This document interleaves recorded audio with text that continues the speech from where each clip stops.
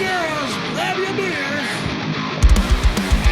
Hey everybody, this is Charlie from Anthrax, and you are listening to today's Boondoggle. This is Mark Metcalf, and you are listening to today's Boondoggle with Bailey on Domain Cleveland Radio. You are listening to today's Boondoggle with Bailey on Domain Cleveland Radio. Yes, Kato Kalin listens to this all the time. Welcome to today's Boondoggle. Now here's your host.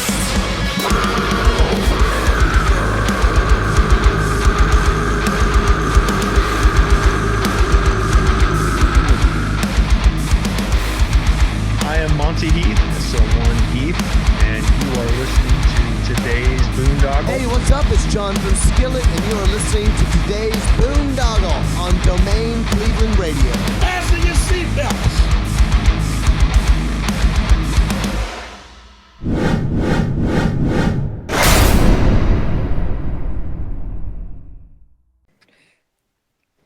What's going on, everybody? It's Bill Bailey with today's Boondoggle. And a real quick housekeeping note, if you're watching us on YouTube, Rumble, BitChute, Odyssey, please hit that follow and subscribe button. And if you're listening to us on Spotify, Apple, Google, whatever podcast platform you utilize, please hit that follow and subscribe button so we can continue to bring you conversations like the one I'm bringing you today. I'm catching up with, it's got to be every member, right, of the band Clozure. Every member. Yes, so. What's going on, everybody? How you doing, man?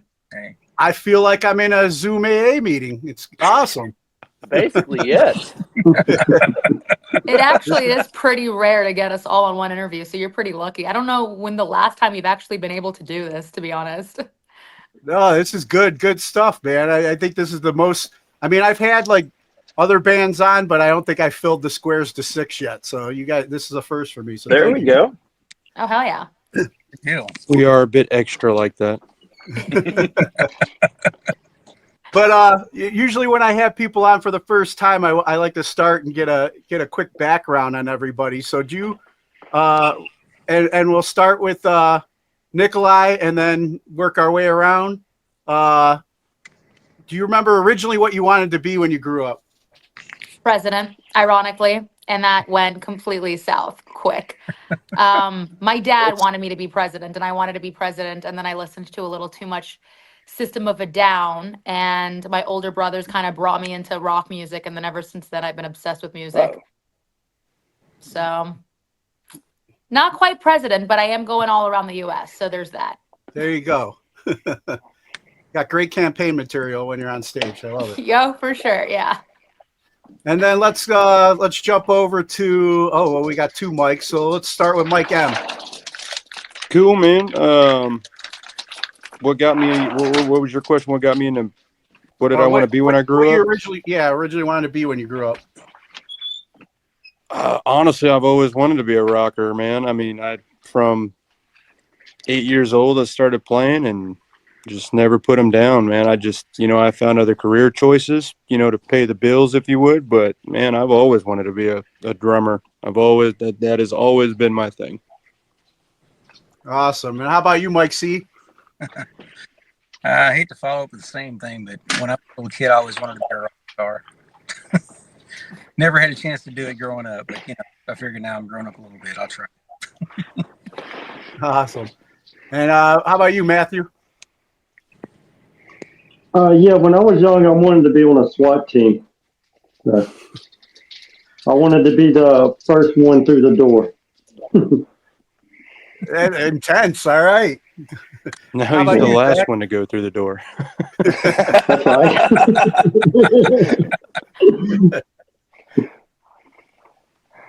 So yeah, I think it was Rockstar really was kind of the childhood one.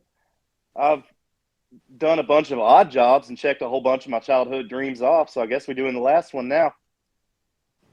Nice. And then what do you guys remember, like, originally, like, what caught your ear, like who caught your ear musically, and it led you in this direction? For me, it definitely was like the System of a Down thing. I was also a really big fan of Flyleaf when I was younger, and a lot of Black Sabbath. But I I would like to say that it was like the OG rocks, like Quiet Riot and everything that like my dad raised me on that made me realize I liked rock music specifically. And then, I got into the System and the Black Sabbath, and then I just fell in love with rock music in general, at least for me. Cool. All right. And then we'll just keep with the same order. Mike M. Yeah, I was a Breaking Benjamin guy from the go. I mean, I grew up in a very restricted household, so listening to secular music wasn't common practice. But a buddy of mine turned me on to some Breaking Benjamin, and that was it for me. Nice. And Mike C. Well, my first engagement was probably with my older brothers and sisters listening to Boston. All right. Yeah. Definitely had a good Boston start with it, with all the melodies and how great their show was. And it's, yeah. Nice. All right, Matthew. Right in the realm, my brother, he used to listen to a lot of grunge music coming up. So I'm really inspired, watching the Soundgarden, Alice in Chains, Nirvana, Pearl Jam. So they got me hooked on them. Nice. Zach? It was Pantera for me. I remember seeing Rex Brown on MTV, and he just looked like such a badass. I was like, yep, that's a wrap. So we're going to do that then. That's the career path now. Got it. Nice.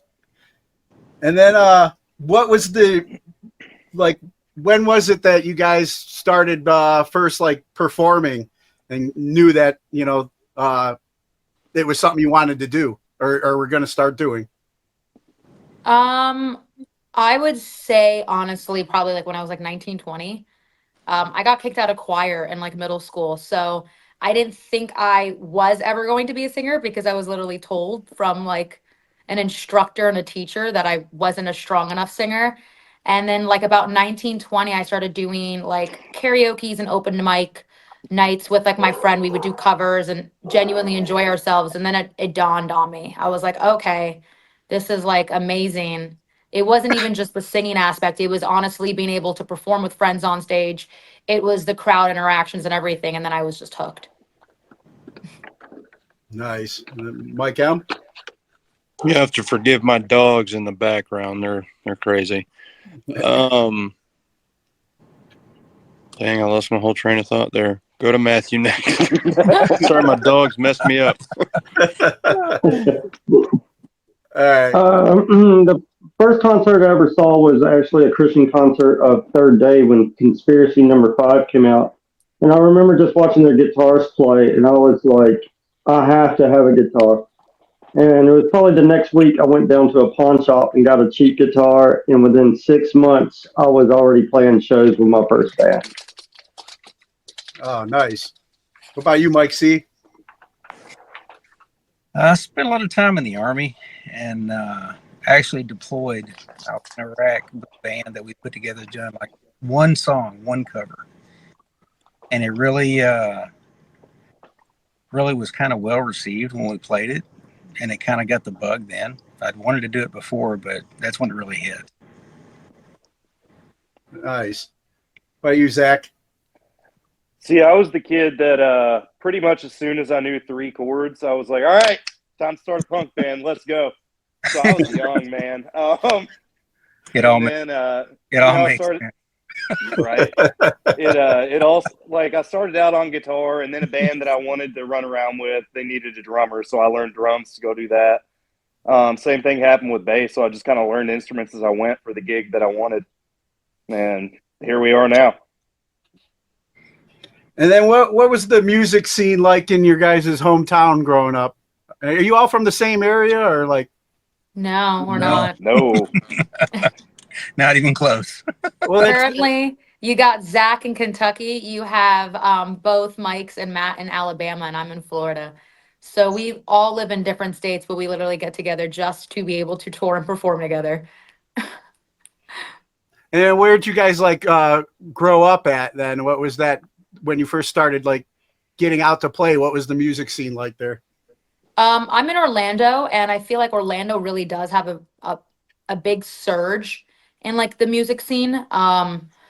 I mean, we've had quite a few bands come out of, Jacksonville, Tampa, Orlando, just Florida in general. When I was younger, there was a really big psychedelic scene, and I remember I wasn't really keen or fond on that. But then by the time I was like 2021, rock music and punk music started emerging a lot from Orlando, mainly like radio punk and then like radio rock. But the scene's cool. I feel like with any big scene, sometimes it gets a little like clicky or toxicy from time to time, which was partially the reason why I kind of wanted to find a band outside of Florida. But there are a lot of musicians in Central Florida, a lot, and there's a lot of gigs to fill them too. So it's a really cool environment in the sense that whether you're doing originals or covers, there's probably something out there for you. All right. What about you, Mike M? So I didn't really know anything about the music scene or anything. I mean, I started playing in a church, and we opened up for a group called Disciple. They came through, and that kind of lit that fire for me. But I mean, as far as like music scenes go, I didn't know that was a thing until 5 years ago when I moved back up here to Fort Rucker, Alabama area, and started going out to the little bars and scenes and stuff like that. And that's when I kind of figured, okay, this is a music scene. Like I didn't know that was a thing. And that's how I met Cordula, a mutual friend of ours who's another drummer. I told him, I said, hey man, I'm looking to get back into playing or something, stuff. And so he introduced me to the Clozure group. Nice. How about you, Mike C? There was a lot of cows where I grew up. A lot of farming. Taking in tobacco in the fall, that kind of stuff. Yeah, no music scene whatsoever. That's why nothing really happened until we completely got out of there. And Mike talked about, really, I don't think we were really serious about it until I actually got together with Mike at the beginning of this, for the most part. He really added a lot of dynamics to it, and Matt both. But that's whenever he made the statement that I have to say. He came in and he auditioned for the band, and he actually said that this is my band. I'm just waiting for you guys to realize it. Awesome. How about you, Matthew? Probably not the best way to handle that, but it is what it is now. It was a good impact. It worked. Yeah. When I first started playing music, I lived in Gainesville, Florida. So there was a very big rock and new metal and metalcore scene there. So played a bunch of places there, a bunch of places in Jacksonville. So, and got to see a bunch of big bands come out of Florida. I watched Limp Bizkit for $5 at, the Blue Crab Festival before they were ever big, and got to see Creed when they were first coming up out of Jacksonville and everything like that. So. Nice. What about you, Zach? So Owensboro, Kentucky is where I came out of. Whenever I was a kid, there was this huge metalcore scene. And honestly, it was great. There was this venue called the Brothers Pizza, and I remember I would just join these metalcore bands and play like one show bands. You know what I mean? To where like we get 5 songs, we get one set in, then we have a fight and find a new band. And but honestly, it was a lot of fun. Which now it's a really country dominated area, and I've played in the country side of the scene here too. So it's continued to just be a really great scene. That's how we found Zach, is he opened for us. I don't know if that's Yes, going to be a question later on, but that's how we found Zach, is he was in a country band, opened up for us before we had Nikollaj. We were on tour, and we saw his goofy behind up on stage just acting crazy. Me and Matt were sitting in the back, and we were like, he looks like he'd be having fun. Like he just looks like such a good fun time up there. Like, he didn't care about anybody. Like he was up there for himself having fun. That's great. Well, yeah, there's the nice segue into my next question, because I read, Clozure has actually been around since like 2012. So, like, talk about when it originally came together. How did that happen? You want me to hit this one off? Yep, that's you, sir. Yeah. Actually, I started the band locally. Me and a buddy of mine actually started it. We were wanting to play some covers, some little acoustic things around here, and grabbed a few new members. And just like any local band that starts off, we go through about 20 different members until you finally find what really fits. Uh, from there, it really worked out and developed in itself. It's developed into what I've always dreamed of and always wanted it to be until where we're at right now, and that's a big thing. I mean, it's like I said, I met Mike from the military because I still work here on post, which is good. I knew Matt from some of the local bands around here too. I always knew Matt was an amazing guitarist, amazing songwriter, and you find all the right people, right? Next thing you know, our manager reaches out and locates Nikollaj. We're like, oh my God, listen to that freaking voice. Didn't think we would ever be a female fronted band. We actually had some really heart to heart, heavy conversations about that before, but we did. Because Mike M did not want me for shit. Fun fact. True story. True story. But I didn't want to have to, get a changing room in the tour bus, and now I got thongs and whatever, hanging out, which now we have all that. But then that came about, and then we talked to Zack. Zack ended up reaching out for us whenever he was looking for a new bassist, and hit it off. And he wrestled a bear. I'd like to say that whenever he had that's a story in itself that's amazing. But, then we came up here and everybody got in a room together and worked out some songs, and we're like, you know what, this is pretty easy. I don't think this has ever been this easy to write music before. And that was all of us said that. Yeah. But so what makes complete sense right now that you guys would start selling Clozure air fresheners, because if she's got to be stuck on a bus with a bunch of ass cracks and smelly feet and stuff, I can see those things getting put to use. So, fun fact, I was in the military. Mike was in the military. Zack was in the military, and Matt grew up with a drill sergeant dad. So we are the cleaner ones out of the group. Oh yes. Ooh. Speaking of dirty laundry. It's not that I'm messy or dirty. I'm just messy. And there's a lot of moving. There's a lot of moving obstacles or like things around me. Like there's makeup, there's hair, there's heels and corsets and stilettos. And you've seen how I dress on stage. So it's like an hour process. Every day. She ain't gross. She's just got crap everywhere. Yeah, it's not that I'm gross. I just have a lot of stuff, I won't. I bet you it all smells wonderful. Yeah, and I just won't wear an outfit more than like twice on tour. So I carry at least like 3 briefcases, everyday clothes, dirty clothes, and then just show clothes. So I have a lot of stuff. It takes a lot not to look like this, but to look like how I look on stage is a whole other aspect. Gotcha. Well, I feel like I said, I feel like I'm definitely talking to my people here. I remember I'm you mentioned some of the Christian rock influences and stuff, and then also, the military background. Like, real quick backstory on me: I came back from my last deployment in like 2008, and I ended up getting, I'd struggle with drinking and stuff. I'm 15 years sober now. I ended up getting sober and saved when I came back.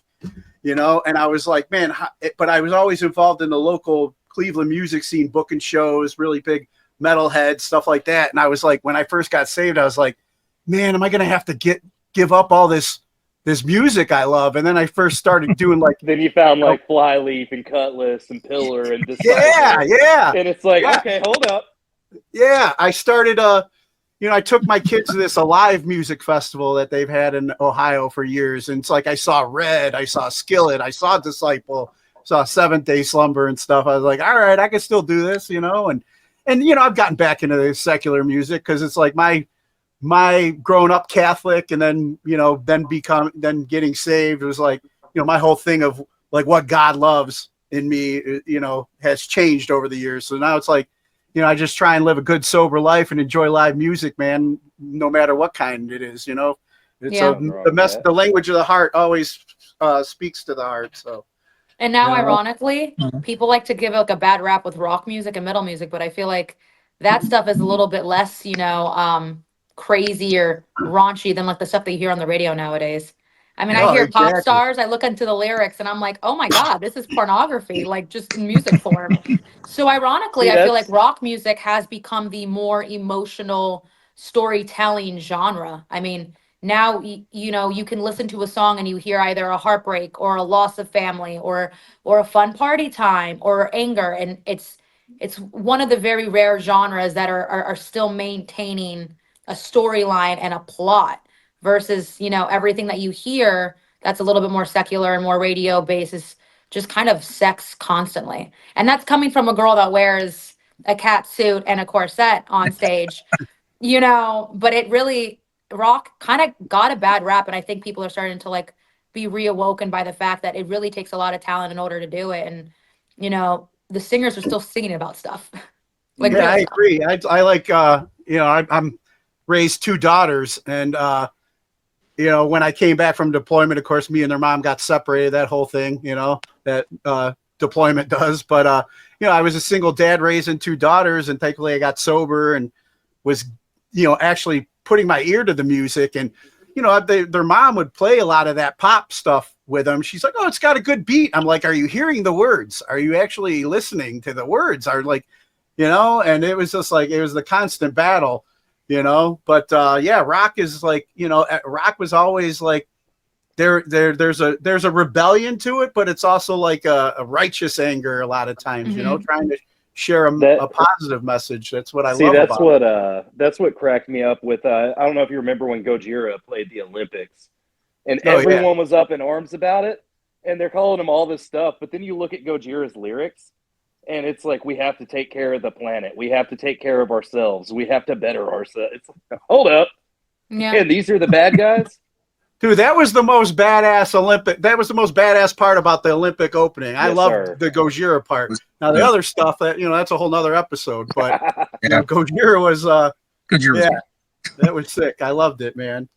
But you know, talking again about like the language of the heart and the raw emotion and stuff. I loved, I always been a fan of Evanescence, and I loved the cover that you guys did of "Bring Me to Life." I mean, you nailed it. So how would I mean, what was what led you guys to picking that up and giving that song and making it your own? That was actually me and Liz's idea, me and Nikollaj's idea.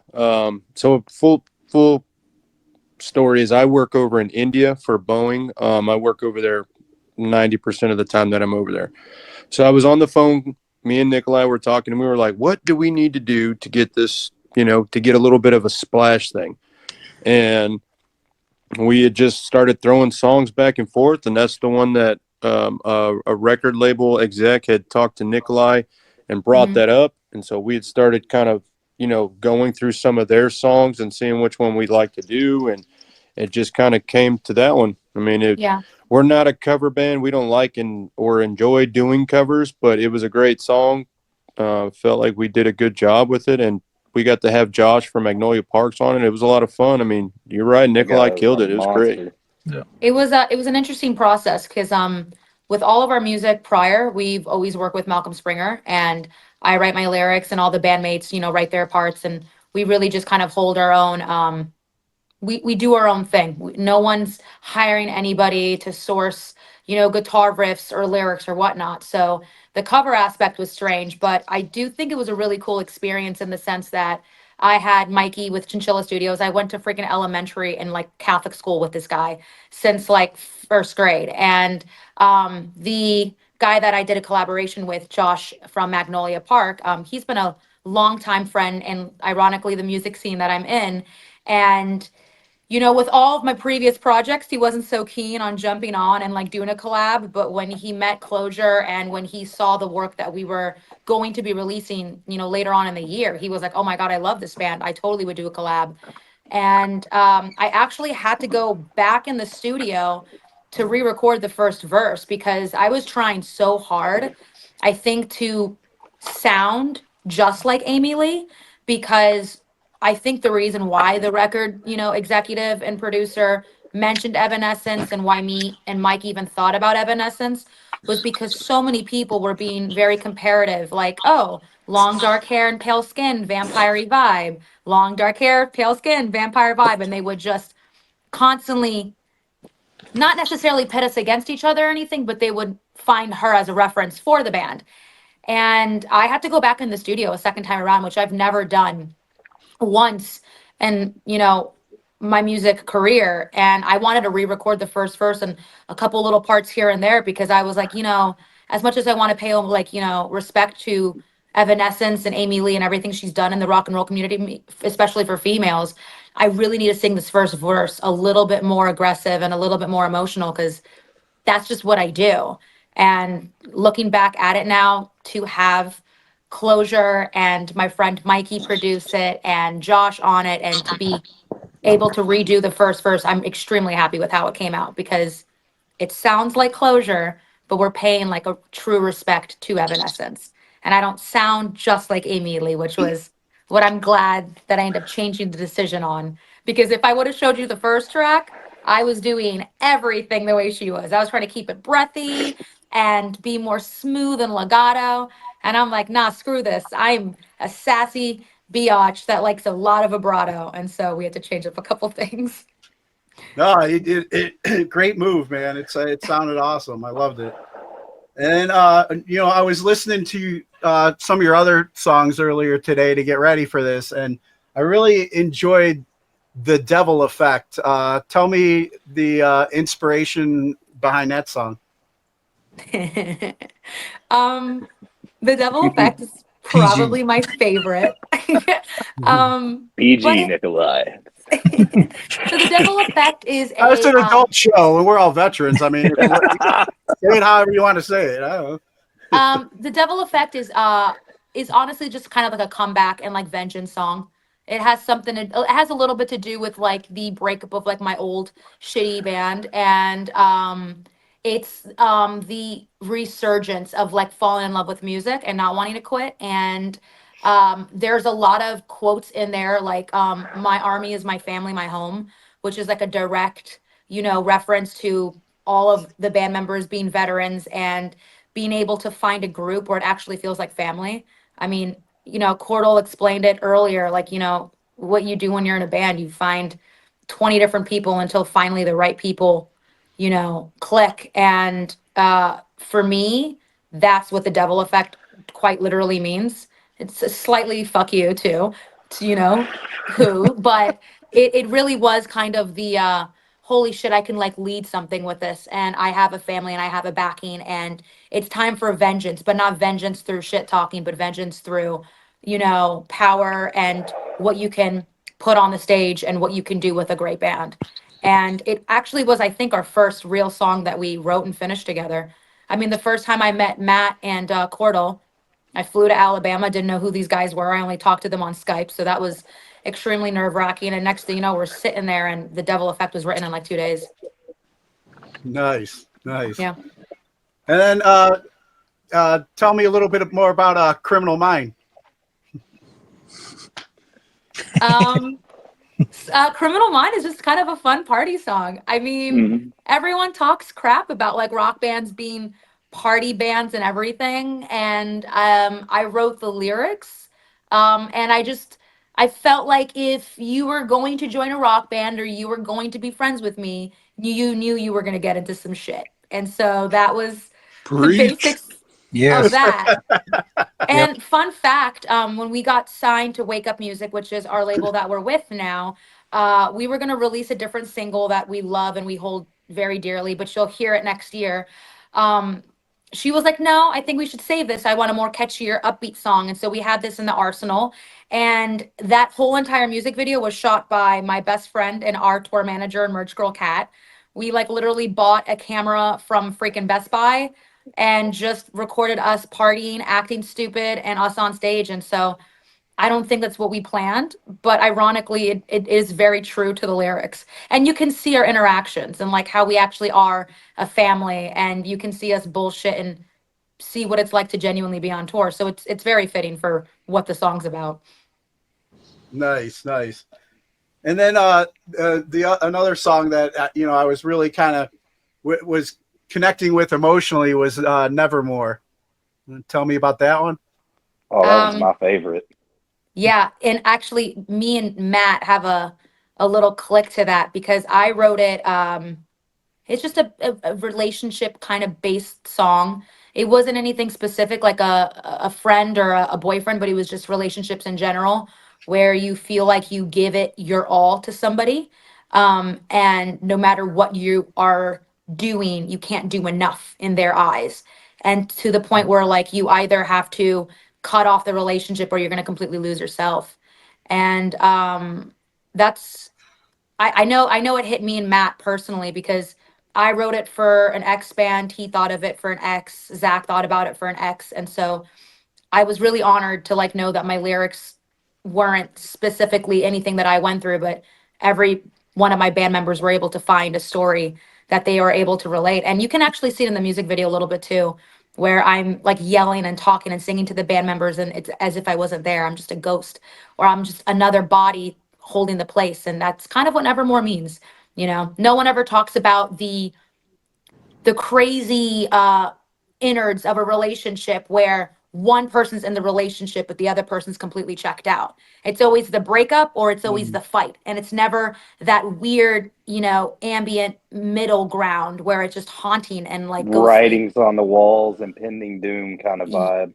Absolutely. man. And I really wanted Nevermore to portray that because I think everyone knows when a relationship's over even before it actually happens. And so that's Nevermore. Damn, that explanation was just a kick in the balls to me, man. I've been a little rough, and I'm in a relationship right now. We're kind of like, I mean, we're not at. I'm not giving up, you know, but I can be a little like extra, man. And I just like I'm feeling guilt now for an argument that I had earlier today. So maybe you're course correcting me, man. I'm just being transparent, man. But man, that really like that's what we're here for, baby. Amends later. Yeah. Yeah, I mean the song was it was hard. I think the Devil Effect, when I recorded that song, I was so beyond fucking happy to just be in Nashville with a bunch of strangers. I mean, I met Mike, you know, McCann for the first time in Nashville, and I was in this band for like a month and a half, and we're all smashed into this Airbnb. I got my wife and my kids came in because I work in India, so they came and visited. Oh, yeah. I get sick. Zach had a weird, goofy trip. I mean, Nashville was in a whole nother podcast for itself. Yeah, it was insane. And like the Devil Effect, recording that and the music video and the recording was one thing, but Nevermore was really challenging because Springer wanted me to do some crazy high notes in the background that I'm not normally comfortably doing, but I did it. And the music video, I remember having like a little bit of a breakdown because it wasn't like I was being triggered, but to a sense I was, you know, when I was pretending to talk to my bandmates and my bandmates wouldn't recognize me and they had to not recognize me for the sake of the video. You know what I mean? It was a little triggering because I was like, oh my God, I'm like reliving it. But once that song was done and whenever I listen to it, it's like a breath of fresh air because that was a situation I definitely needed to walk away from. And I've never in my life written a song where every time I listen to it, it's a roller coaster every single time because I'm able to relive the emotions, but then finally give myself closure, ironically. But that's what music's able to do. It can bring back crappy emotions, great emotions. It can sometimes even just, you know, lead you to the right course of like, shit, I need to change this before it actually is the song. So yeah, well, it definitely had me feeling something, man. And now I know, you know, what it is. So yeah, I'll be making some apology calls after I get off this interview. I'm glad I can help. Everyone needs some female energy. Yeah, exactly. Therapy I mean, I with knew Clozure. when you were taking charge and had everybody turn their phone sideways to make everything look so, you know, they're. And this is why I didn't want to hire a woman. Yeah. We should have a new interview, Clozure with Clozure. And I just start to interrogate all the hosts that interview us. Just 5 unlicensed therapists raw dogging you through your trauma. I know. Good thing I picked up anger management at the VA. You know, never done that. And then, you know, like I said, I got to see you guys at the Winchester when you came through town with Fozzy. What was that whole experience like getting out on the road and touring with Fozzy? Just real quick, I got to say, that Mexican restaurant right next to the Winchester, bang, that is like the best food Oh yeah. Amazing. Wow. Yeah, good stuff, man. Me and my girlfriend have been there a couple times. Yeah, we can get back on track now. Sorry, I just had to say that. Yeah, so tell me, how did the Fozzy tour come together for you guys, and then what was that experience like? Fozzy was great. I mean, our manager and honestly, Malcolm, our producer, was really good friends with them. And so when we went through the studio with Malcolm and went through that whole experience, he had started kind of putting friends in touch of friends kind of situation. He was like, man, you guys are killer. We need to get you guys out there. Let's make some phone calls. So he made a phone call to Mark, who is Fozzy's manager, put the whole thing together. And we just went out there and lived the rock star dream, man. I mean, it was absolutely the best time. The Fozzy camp was great. We got to learn a lot. A lot of people, like when you look at Chris Jericho, I mean, he's been in this industry for 30 years, you know what I mean? So there was lots of things that we got to see as far as just even the business side, how he handles himself, how the band handles themselves. It was a great experience for that kind of stuff for sure. Yeah. But it was just a lot of fun. I mean, we made great friends. I mean, Rich, freaking legend. I mean, yeah. we're buddies now, you know what I mean? Like he hit me up the other day about some stuff. Yeah. It's incredible the relationships you can build, just being on the road with those guys. When we went out with Power Man 5000, Sponge and Tantric, like Sponge, I'll be real honest with you, I was not a big fan of Sponge before the tour. Now they're one of my favorite bands, hands down one of my favorite bands. Yep. I absolutely love those guys. Vinny is as cool as you can be, man. I mean, it was just a great time. Yeah, Vinny's a great guy. I've had him on, and then just recently had Hugo from Tantric. Okay. What was that like? Oh, I love that's Tantric, Nikollaj's best friend. Oh yeah, the guests from Tantric are awesome. Yeah, Hugo's a flirt for sure. But I think that's just what happens on tour. You get stuck with a band for so long, you either get along or you don't. And thankfully, between Sponge, Tantric, Power Man, Nocturnal Affair, and Fozzy, we got really lucky where we haven't had a situation where we don't get along. Tantric, I feel like Tantric was just Clozure, like, extended. I mean, we literally were all hanging out, Sponge were probably one of the most down-to-earth people. Like, to this day, I did not realize it. And, like, just like Mike, they became a favorite. Power Man did share a lot of tips. Nocturnal was just like, one of the road dogs with us. Like, they were hanging, they were chill. And I will say, out of these two tours, at least for me, I feel like, Fozzy has had one of the most helpful teams out there. I mean, their sound guy would help our sound, even if he wasn't our sound guy. Their merch guy was the chillest dude ever, would help out our merch girl. I mean, I've never met a team where they are so preoccupied not only with the band that they work for, but then to make sure that every other band on that tour does well. And you can tell that Fozzy is well managed and they have an amazing, front performer, because Chris Jericho is the epitome of a performer. Rock and roll front man. He is a wrestler. He is an actor. He is a rock and roll front man. Like, he literally is the epitome of a performer. And you could definitely tell because, PJ and Richie are amazing and extremely professional dudes. Them boys are industry legends. Dude. Yeah. And I mean, it was just Fozzy's tour was a really dope tour, and they're really cool guys. No, even Chris Jericho came out of his tour bus just to say hi to my nephew, because my family's a really big WWE fan, and like, we were into WWE when it was WWF, but he came out just to say hi to my nephew and just to be polite and to be sweet, and he didn't owe me anything or any reason to do that, but like, he really cares for his fans, and he really wants to make sure that like the whole experience amongst the bands and the fans is like a full package and like an enjoyable one. Yeah, I was going to ask you guys too if any of you were like wrestling fans going into this tour and what it was like trying to put your fandom and be professional and all that. Yeah, I definitely was. My brothers are like 17 and 18 years older than me. So I didn't really have an option of like what we chose on TV. I didn't get the remote ever. So for like a good storyline, my first like real crush, and I vividly remember this, was the Undertaker because I thought he was so scary and cool. I was like, whoa, he's like kind of hot. He's massive, and they portray him to be the 7 foot like insane lunatic. So I was watching Undertaker, Kane, freaking Gold Dust, John Cena, The Rock, all my whole childhood. And my family's Albanian. We're really big in wrestling. So we'll do Greco wrestling and just like regular high school wrestling.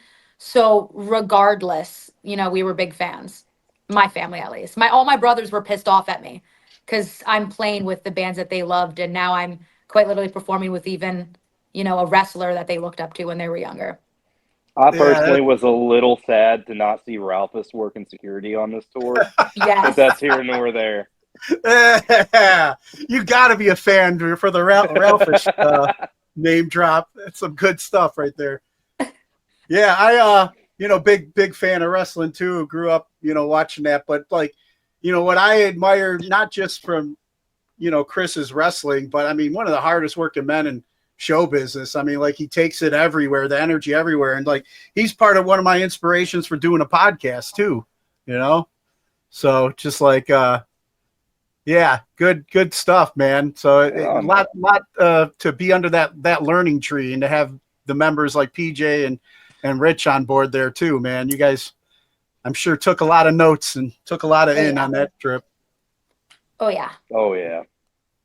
And not only were they just great guys, but they were very complimentary of us too. I mean, every time we'd come off the stage, PJ'd be on the side or Rich or whoever, and I mean, every time we come off, man, you guys killed it. You guys sounded great. You're getting better every night. Like, I mean, they were so just really cool. I mean, it was great. Yeah. Good dudes, man. So looking forward to more with you guys. You mentioned already, signing with Wake Up. What how's how did that come together for you? So it was an interesting, probably not your conventional signing, me and Miss Pepper. I love Miss Pepper to death. Now she's one of my favorite people. And that's regardless of me, us signing with her. But we had started kind of going back and forth a little bit early on.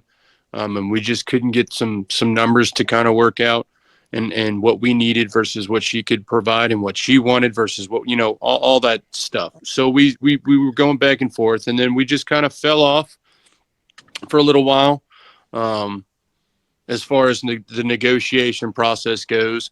And then, she came back to the table and, we got everything figured out and squared away, and Pepper's a godsend, man. I mean, I don't know any other way to put it. She in this business, it's very hard to find people that are just genuine, that truly mean what they say, and they're going to do what they say they're going to do, and they actually care. Like that is so hard to find in this industry. Yeah, that's not everybody looks at Nikollaj as a price tag. That's what it is. How do I make my money off of her? That's really what it boils down to. I've seen. Whereas with Pepper, she is so into this. She's so into just her bands and her music. I mean, she truly just cares, and that was when me and Mike C started going through this process of, okay, we're really going to sign this sucker. Let's figure out some little more things. And when he started, trying to getting into the conversation with Pepper and how she was, like, he said the same thing. Like, I don't know why, but I trust this person. Like, we don't really know her from Adam, but when she tells us something, we trust it. She's just such a good person. Like, I don't know how to explain it other than that. And it's very upfront when she talks to you. I mean, you don't feel like anything's really being hidden because you go through a lot of life. You deal with a lot of people. Especially in this industry. And you realize a lot of people out there, they really do have something to hide. They have something. They give you just enough information to sell it to you, and that's it. We didn't get that from Pepper at all. And I appreciate that because that's unusual. Sorry, I didn't mean to cut into you there. Yeah, no, brother, that's the truth. I mean, We finally figured out, hey, this is the step we wanted to go, and we presented it to the band and said, hey, this is the offer we got. What do you guys think? And we all signed the dotted line and sent it back, and the rest will be rock and roll history here shortly. That's right. Yep. Nice. Now, Mike, let me ask you, man, because you mentioned a couple times that you work in India. How is that been like trying to do the band and now sign and tour and then, live out of the country? So it takes a lot of patience from everybody on this channel. Takes a lot of patience with my wife and my family. It's not for the faint of heart. I work over there and then I come home and then we get on the bus and we go. It's basically my life right now. When I'm home, we're on the bus and we're trying to get our music out there. Sometimes it can be tough because, like I'm 10.5 hours on the opposite side of the world. So Nikollaj will need something from me and I'm asleep. And she'll be, damn it, Mike, I need this. She'll call me 5 times. Or Cordell will send me a text. Hey, brother, I know you're sleeping, man, but when you wake up, I need this information. Everybody's got to have a lot of patience dealing with me over there. I mean, Matt calls me every day that I'm over in India. He literally calls me every day just to check on me. Hey, how are you doing, brother? Just wanted to call and check on you. We BS for a few minutes.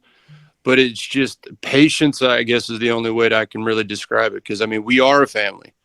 And, like, my wife and kids, we had a toilet that overflowed and started dumping water all throughout my house and through my garage. And I called Cordell and Matt, and they were at my house helping my wife within 10 mintes. Mike left work. Matt left work. They came to my house just because they knew I wasn't home. They're supporting my family. That's the biggest takeaway from all this is just the patience and the family that we've built. That's the only way I know how to explain it. I'll tell you right now, that's something that sets Clozure apart from any band I've ever worked with in the past too, is the level of family that there is to this. Yeah. I think you can tell on our performances too, because we get so beyond excited. When we're on stage and we're jumping around and we're looking crazy and Zack and Matt are getting on the risers and like going face to face with the audience members, it's genuinely because I feel like we just really miss each other.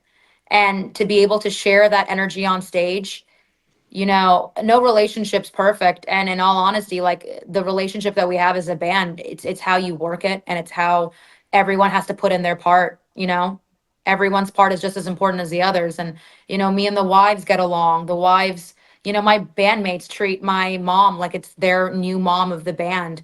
And that's because she is. She really is. But my mom is the mom of the band. But my best friend became like my sister. I got closer to my mother and to my best friend because of how well the band has taught me to be able to actually trust in your group and like trust in not only the business of Clozure, but also the family of Clozure. And I think you can tell that in the lyrics. There's been so many times that I would have to ask, Mike or Matt to revise guitars in order to add an extra line. Or there's been so many times that like Matt and I will sit in a room and he will just tell me about a breakup that he went through 15 years ago. But because I love Matt so much, I want to write a song about it. And you can really tell that on stage, and you can tell it and even on the interviews.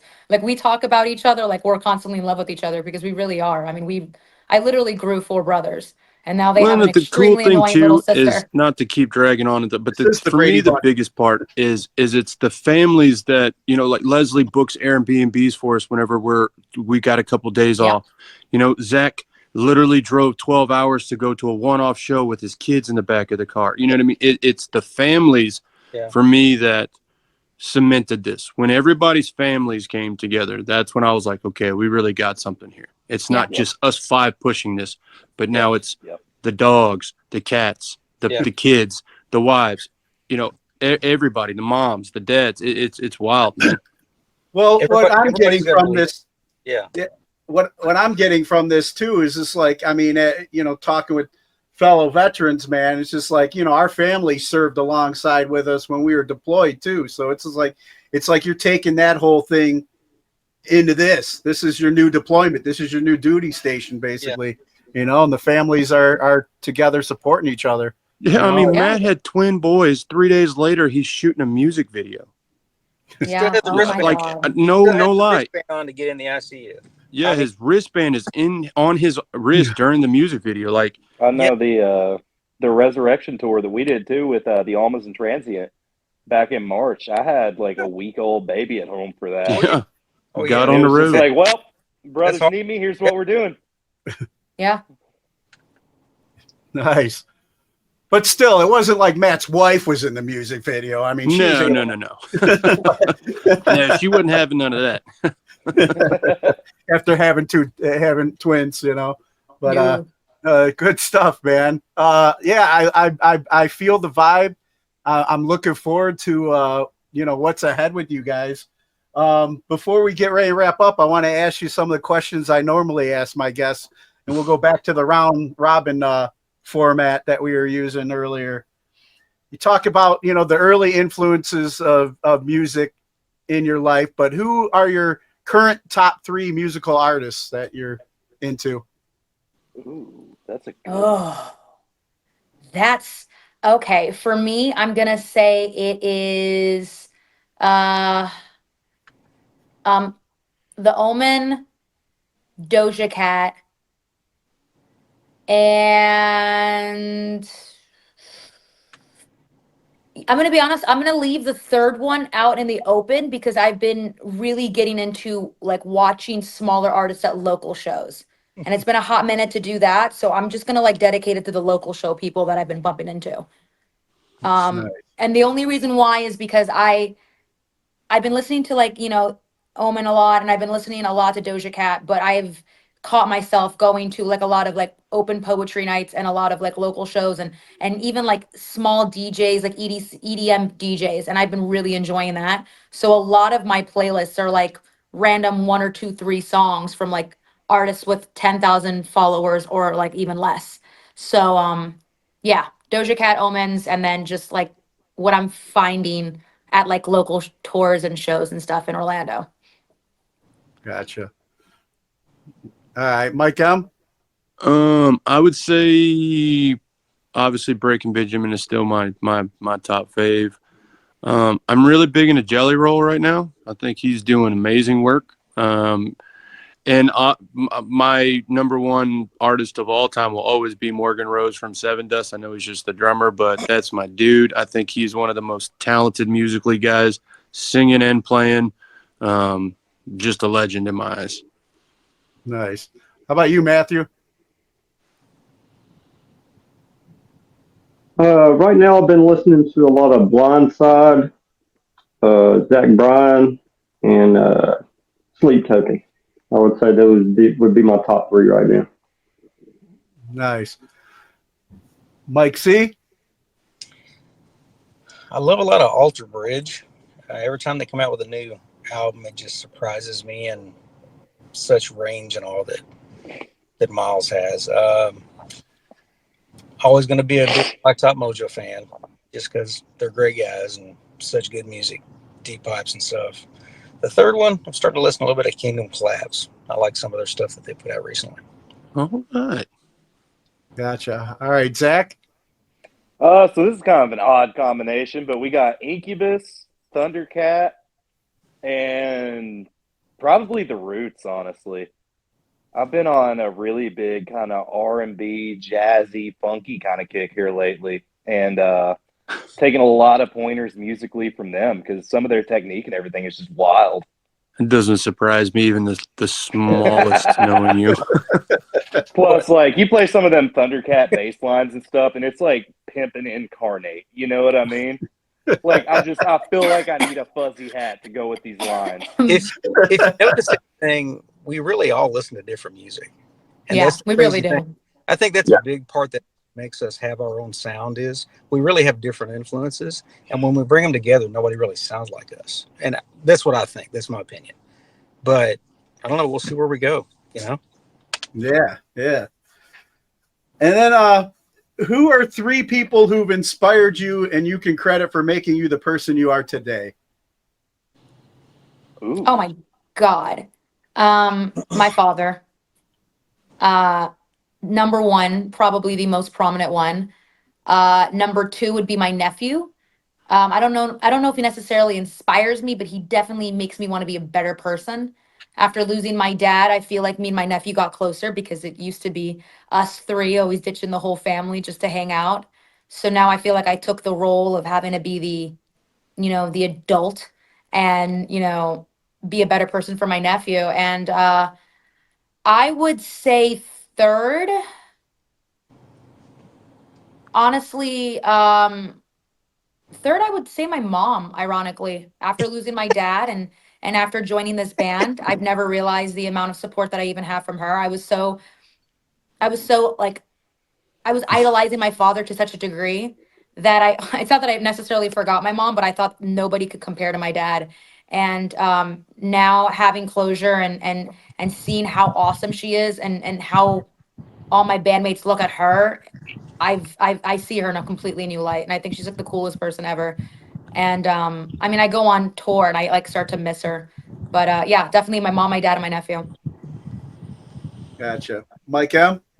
I would say, I know this is probably cheesy, but my wife, number one, just because, man, when I met her, I was in a rough place. I was not a good person. Definitely my old lady there. My dad, being a hard ass Marine, and he tries to come out to as many shows as he can. Just always supported me. Honestly, I will say this. I will say Mike Cordell, to be honest with you, even though it's only been 5 years, you got to up your standards. No, man. I mean, I'm being for real. Like a lot of the times in life, people are only friends with you because of what they can get out of you. Yeah. Mike showed me that he didn't care what I gave him. He just wanted to be my friend. And honestly, that goes for everybody in this group. Like I've always felt that like I had to do something extra to get some kind of, something back. And with these guys, especially with Mike and Matt, I didn't have to give them anything. It was, we just wanted you, man. We just want you to play the drums. And I've never had that. And that makes me such a much better person today. Man, just that. I think Nikollaj didn't want us to see her cry because I started tearing up with that one too. I bet you $100 her phone died. Yeah. But real quick too, man. I was raised by a World War II Marine myself, man. My dad was in the invasion of Okinawa, so okay, yeah, good stuff, man. And then how about you, Matt? I would say my dad is such a huge inspiration for me because he was just a man of his word. He was a very, very black and white individual, and if he said it, he meant it. And that was something you could always take to the bank. My kids are a huge inspiration for me. They keep me lifted up and continuing to do what I do and continuing to play music. And I would say my brother, because all his prayers and sacrifice he's made throughout his life.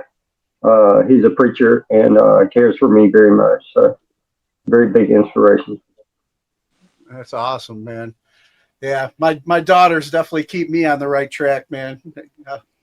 So I can see the kids for sure. What about you, Mike C? Well, let me start with I got three really good ones here. First off, the first supervisor I ever had when I was in the Army, Juan Ortiz. Because I come from a very rural area, taking in cows, doing a lot of farm type stuff and all. And he's the first one that taught me that I could go as far as I wanted to go. And I didn't have to worry about stopping to think what somebody thought if I was doing the right thing for me. The second that I'd like to think is, as a lot of people have, is my dad, because my dad, I can honestly say, he didn't just talk the talk. He was a retired guy from the Army. He was a preacher, of course. But he didn't just talk the talk. He actually said it. He didn't. And he didn't do like a lot of people that you see that discuss how morally you should be and never live it. Now, the third one I want to say, and I hate to come back into this because Mike stole it. my wife Leslie, I wouldn't be doing this right now if it wasn't for her and the drive that she gives me every day. And I hope one day I can pay that back for what she does for me. I try to every day.